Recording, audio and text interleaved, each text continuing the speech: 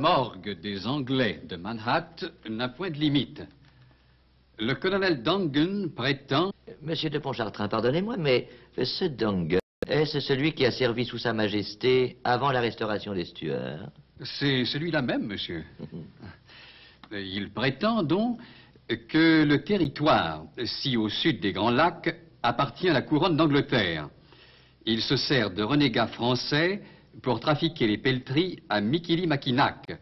Preuve qu'en l'occurrence, la France se montre trop conciliante à l'endroit et des Anglais et des Iroquois. Il est bon de savoir si l'Anglais n'est pas aussi, et même plus à craindre que l'Iroquois, et si nous ne devons prendre autant de soin de nous en garantir. Il serait mieux de déclarer une guerre ouverte aux Anglais que de courir le risque de leurs intrigues. Sa Majesté le Roi devrait acheter la colonie de la Nouvelle-York de Jacques II comme elle a déjà acheté Dunkerque de Charles II. Acheter la Nouvelle-York? C'est formel. Vous avez entendu, monsieur de Calière? C'est une perle à enchâsser. Mais il ne doute pas. Acheter la Nouvelle-York? Suffisait d'y penser. En tout cas, moi, je laisse au secrétaire particulier de Sa Majesté le soin de transmettre cette requête à la Cour. Oh, mais sachez, Excellence, que le secrétaire particulier de Sa Majesté n'en fera rien. Ah, et pourquoi donc? Mais ça serait assez pour ruiner la carrière de mon pauvre frère, qui en a plein les bras à Montréal. Sans compter que moi, je risquerais la potence. Oh, vous n'exagérez pas un tout petit peu. Le roi est d'excellente humeur depuis quelques jours, monsieur de Calière. Vous en seriez quitte pour les galères. Mais écoutons le reste. Ah, il ne reste plus que le post-scriptum. Des incompatibilités de caractère m'amènent à demander à son Excellence de rappeler en France l'intendant de Meule. Nous y voilà. Le jour où Versailles trouvera un intendant qui convienne au gouverneur de la Nouvelle-France.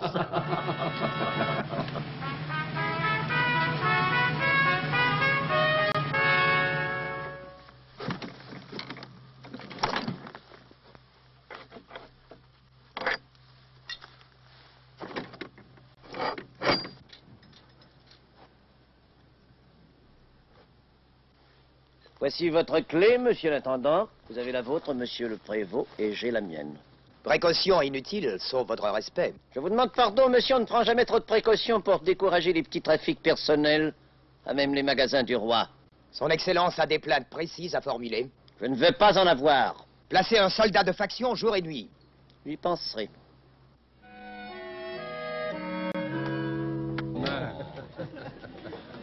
Alors, ils tiennent bon. Mais il faut les arrêter. Qu'est-ce que c'est?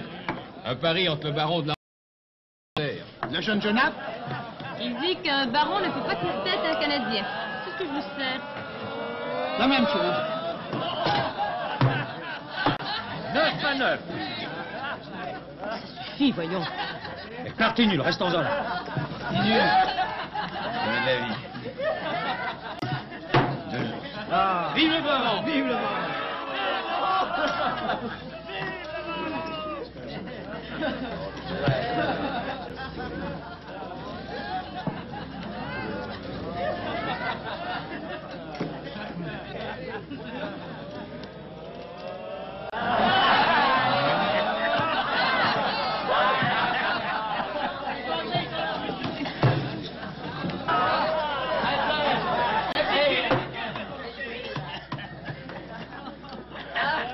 Monsieur, c'est gagné. Et celui-là, qu'est-ce qu'on en fait? Boucle dehors, la neige va le dessouler. Voilà.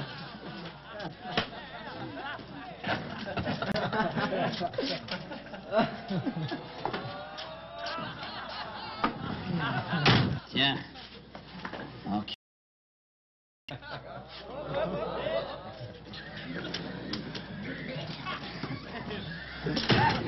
Lâchez-moi! J'ai gagné! J'ai gagné! Lâchez-moi!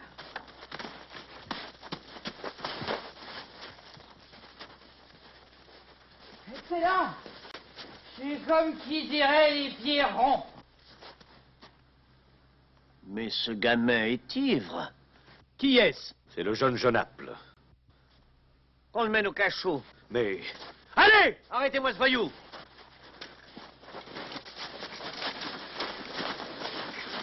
À quelle époque vivons-nous, grand Dieu?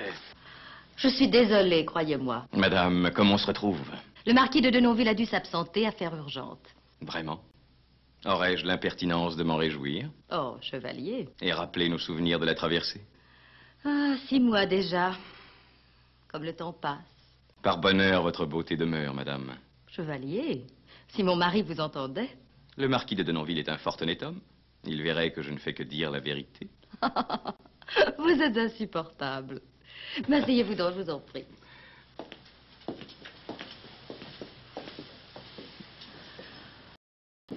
Quel plaisir de vous revoir. Ce pays est une prison. Vous m'en direz tant. Jamais de fête, jamais de bal. Le marquis n'aime pas la danse? Pensez donc, une occasion de péché. Les parures, les décolletés, les promenades sentimentales. Mais ce sont la distraction de marquis. Hélas, le marquis de Denonville n'est pas un marquis comme les autres. Vraiment? Un dragon de vertu, un dévot. J'ai épousé un abbé. Et alors? J'en sais qui sont très... comment dire? Très hommes du monde. Mais ils sont très recherchés. Je n'ai pas eu de chance. Dois-je comprendre que je n'aurai jamais le plaisir de venir à un bal au château? Hélas, non. À moins que... À moins que? À moins que vous réussissiez à persuader monsieur de Denonville. Boire, boire, boire! Le fils de ce pays! J'y mettrai bon ordre. Qu'on convoque le conseil souverain pour demain. À cause d'un gamin qui a trop bu? Son Excellence se troublera-t-elle pour si peu? Si peu? Mais c'est très grave, monsieur de Meul, très grave. Voyez ce que c'est. Monsieur de Comporter, Excellence. Ah, ce voyou est-il sous bonne garde? C'est Selon. Que voulez-vous dire? C'est son père, le notaire Genaple, qui est geôlier. Son père, le notaire. On amène ce gamin au château, je le garderai moi-même.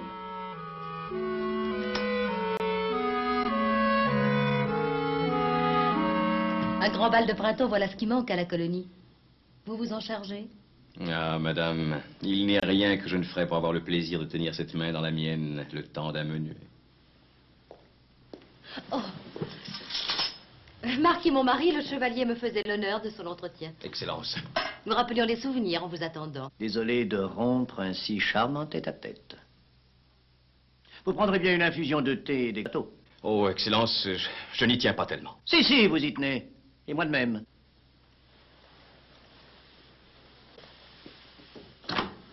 Je vous en prie.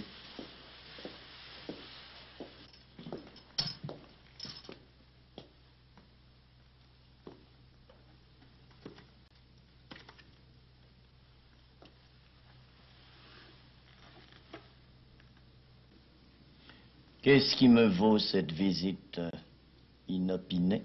Une chose de la plus haute importance, Excellence. Vous m'intriguez. Parlez. Les Lemoines et la Compagnie du Nord nourrissent des projets dont j'ai cru devoir vous instruire. Ah. Ils parlent d'une expédition pour reprendre à Radisson les forts de la baie d'Hudson.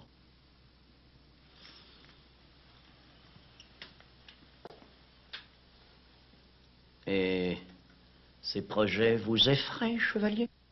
C'est que, Excellence, cette entreprise me semble hasardeuse. D'autant plus que la couronne de France a fait la paix avec celle d'Angleterre.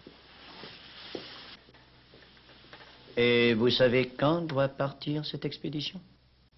Aucune idée, Excellence. À votre place, chevalier, je me renseignerai. Nous irons par voie de terre pour surprendre les Anglais. On peut remonter l'Outaouais par le Témiscamingue jusqu'au lac Abitibi. Et de là, gagner la rivière Monsippi, qui nous mènera tout droit au fort Monsoni. Le Monsoni pris, nous pourrons, avant l'hiver, attaquer et prendre le Rupert et les petits Chichouane. Nous sommes en mars. Si nous partons avant la fin du mois, nous pouvons être à la baie d'Hudson avant la fin juin. Une 60aine d'hommes décidés, connaissant bien la forêt, peuvent mener à bien l'expédition. Une 60aine d'hommes. C'est la compagnie qui en assumera les frais. Et après, rien n'est trop cher pour reconquérir nos comptoirs de la baie d'Hudson. C'est un commerce sans prix que nous vaudra l'expédition. À condition qu'elle réussisse. J'en fais mon affaire. Je verrai moi-même aux préparatifs. Tu as peut-être raison, d'Iberville. D'ailleurs, je ne doute pas qu'avec des hommes comme toi, Sainte-Hélène, Almond, Robutel et d'autres... Mais quoi? Pour une entreprise de cette envergure, le nouveau gouverneur général tiendra sans doute à convoquer le Conseil souverain. C'est fait. Quoi? Son Excellence convoque le Conseil souverain pour demain. Qu'est-ce que je vous disais? La fortune nous sourit. Mais c'est inouï. Mais je vais te comporter. Il faut absolument que la compagnie soit convoquée au Conseil demain. J'en fais mon affaire. Et en route pour la baie du Tson. Comme j'aime ta loi. Tout le jour, je la médite. Plus que mes ennemis, tu me rends sage par ton commandement, toujours mien. Plus que les anciens, j'ai l'intelligence. Tes préceptes, je les garde. Monsieur Pluto. Excellence? Un psaume de David, et vous dormez? Que son Excellence me pardonne cette faiblesse. Nous avons tous besoin de la parole du Seigneur, mon ami. Car nous sommes tous pécheurs devant l'Éternel. Oui, sans doute.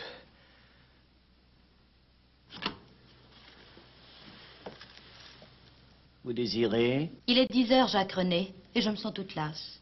Allez, allez dormir, ma bonne amie. En ferez-vous pas autant? Soyez raisonnable, cet enfant tombe de sommeil. Veillez et priez, a dit le Seigneur, afin de ne pas tomber dans la tentation, car l'esprit est prompt et la chair est faible. Bon. Bonne nuit tout de même.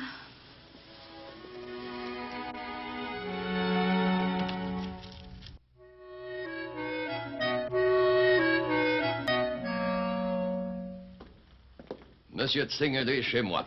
C'est qu'on ne vous voit guère dans le monde, monsieur de Frontenac. Alors, comme j'avais à vous parler de votre chère Nouvelle-France... Ma Nouvelle-France. N'allez pas me dire que vous vous en désintéressez.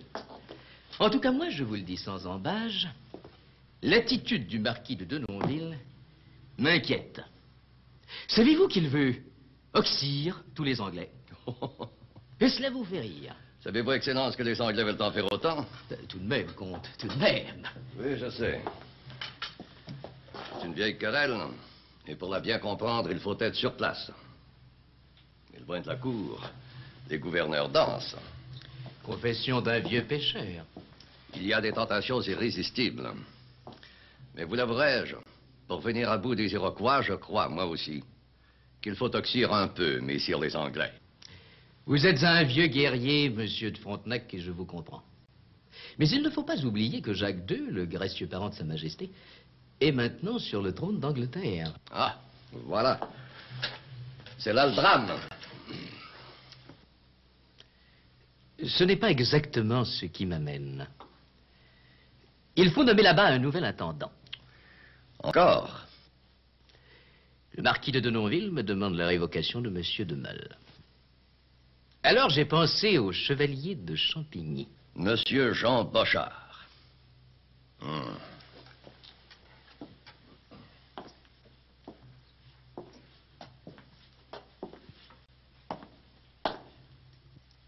Et vous ne répondez pas?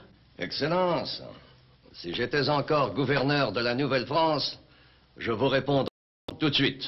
Ah? J'ai horreur des intendants. Monsieur Jean Bochart est un homme de principe, il devrait s'entendre avec monsieur de Denonville. Et Saint-Vallier, le futur évêque. Je les vois très bien chanter vêpres ensemble.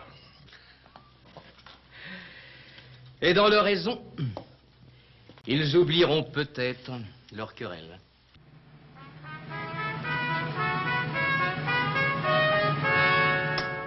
Où est mon fils? Je suis venu chercher mon fils, où est-il? Qu'est-ce que c'est?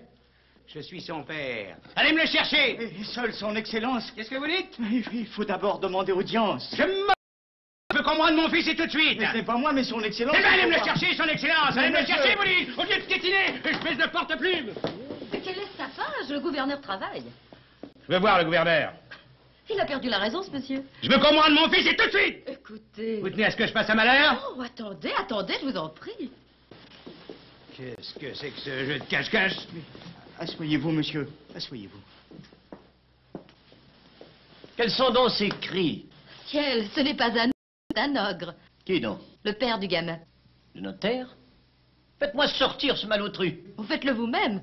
Je n'ai pas envie d'être dévoré. Bon.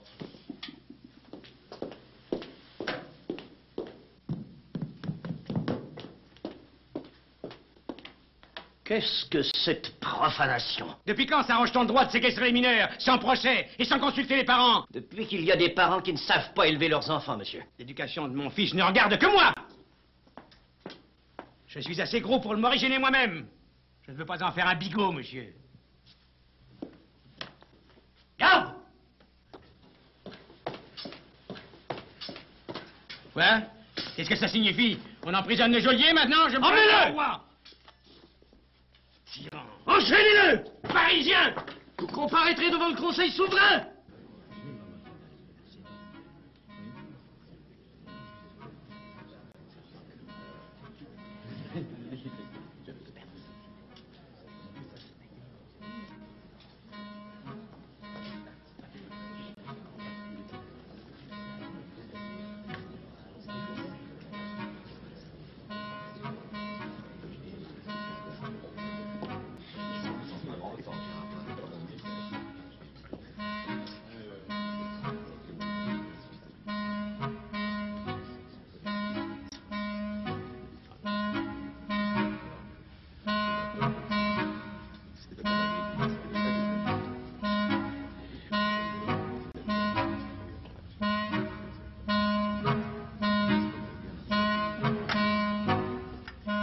Son Excellence Jacques-René de Brizay, marquis de Denonville, gouverneur de la Nouvelle-France.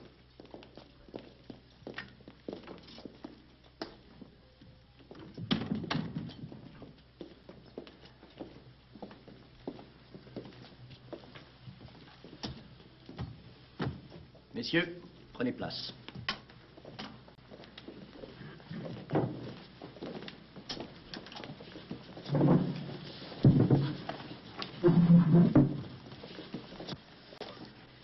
Messieurs, j'ai convoqué cette réunion à la suite d'événements d'une extrême gravité. Apprenez d'abord que j'ai fait part officiellement de mon arrivée en Nouvelle-France à Monsieur Dongan, gouverneur de Manhat. Ensuite, j'ai suggéré au ministre de la Marine d'acheter la Nouvelle-York. La France, dans sa splendeur, se doit d'agir avec éclat et magnanimité. Enfin, j'ai signé une ordonnance pour le remboursement de la monnaie de carte. Mais avant d'aborder les choses graves, éliminons les affaires courantes. J'ai eu vent d'une expédition à la baie d'Hudson. Voyons où en sont les choses. Monsieur Lachenay, vous avez la parole. Excellence, il s'agit pour la Compagnie du Nord de reprendre aux Anglais les 3 forts qu'ils détiennent contre tout droit à la baie d'Hudson. J'ai l'honneur de vous apprendre que les préparatifs vont bon train. Nous avons tous fait diligence et nous sommes touchés de la bonne grâce avec laquelle votre Excellence a daigné nous convoquer ici aujourd'hui. 60 hommes seront recrutés parmi les plus vaillants des habitants de ce pays. La Compagnie est résolue à assumer tous les frais. D'un commun accord, nous avons confié à d'Iberville, Sainte-Hélène et Maricourt la responsabilité de l'entreprise. Nos valeureux jeunes gens n'attendent que l'approbation de votre Excellence pour commencer le recrutement. Que pense de tout ceci, Monseigneur de Laval? Que son Excellence sache que je m'afflige, tout autant qu'elle, des malheurs qui pleuvent sur la colonie. Toute ma vie, j'ai mené le combat de Dieu, et je n'entends rien à celui des hommes. Aussi souffrez que j'abandonne à mon jeune successeur et ami, Monsieur de Saint-Vallier, le soin de se prononcer là-dessus. Monsieur de Saint-Vallier.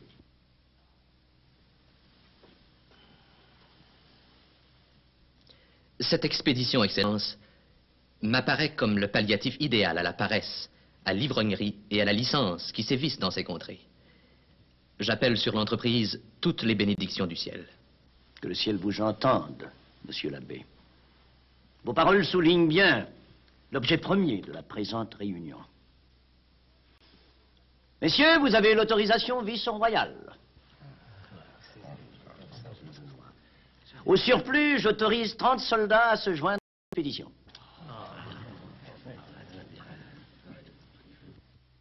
Que Dieu vous soit en aide. Venons-en maintenant aux choses graves. Vous n'avez que trop raison, monsieur l'abbé, de fustiger l'ivrognerie. Même les enfants s'enivrent dans ce pays. Mais il y a plus. Monsieur de Comporté, faites entrer cet homme.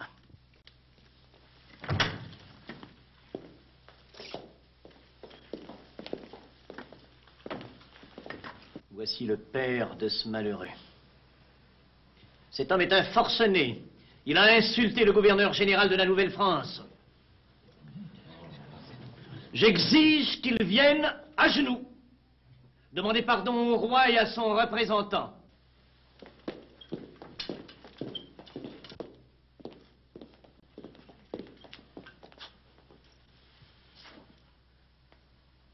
Je demande pardon au roi et à son représentant.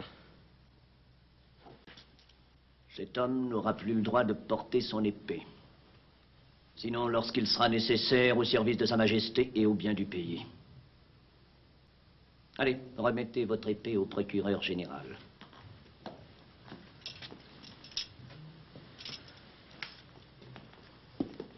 Son Excellence me permet-elle de parler? Je vous en prie. Excellence, le pays ne peut en ce moment se priver de bons hommes sachant manier l'épée. Si le notaire Genappe veut faire servir son épée contre les Anglais, je l'invite à se joindre à notre expédition. Accordé. Il suffira de consulter celui qui commandera l'expédition. J'ai nommé monsieur le chevalier de Troyes. Mais Excellence! Le chevalier de Troyes commandera cette expédition, elle n'aura pas lieu.